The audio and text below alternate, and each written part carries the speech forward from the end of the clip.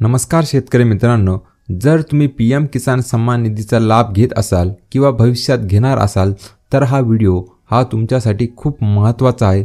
तर नक्कीच शेवटपर्यंत सर्वांनी या व्हिडिओचा लाभ घ्या।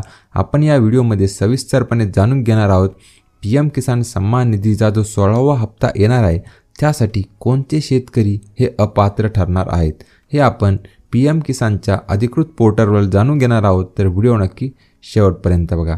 तर आपण सविस्तरपणे जाणून घेऊया पीएम किसान सन्मान निधीच्या 16व्या हप्त्यासाठी कोणते शेतकरी अपात्र ठरणार आहेत। खालील उच्च आर्थिक श्रेणीतील व्यक्ती या योजनेच्या लाभासाठी पात्र असणार नाहीत। त्यामध्ये पहिल्या क्रमांकावर आहे सर्व संस्थात्मक जे जमीनधारक आहे ते या योजनेसाठी अपात्र राहतील।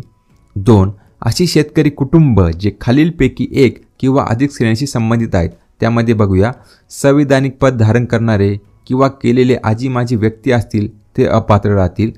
आणखी आजी माजी मंत्री, राज्यमंत्री, आजी माजी आमदार, खासदार, माजी विधानसभा विधान परिषद सदस्य किंवा माजी महानगरपालिकेचे महापौर, आजी माजी जिल्हा परिषदेचे अध्यक्ष हे देखील अपात्र ठरतील।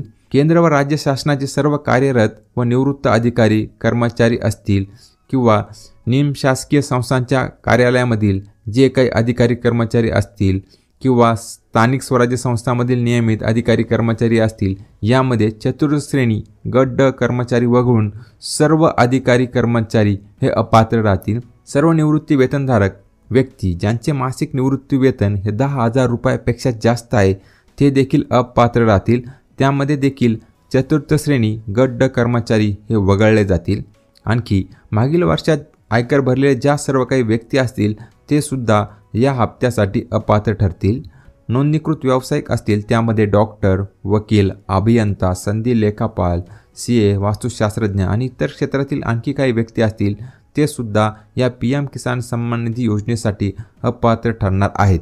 अशा नवनवीन माहितीसाठी नक्की आमच्या यूट्यूब चॅनलला सबस्क्राईब करा आणि बेल नोटिफिकेशन आयकॉन प्रेस करा। धन्यवाद।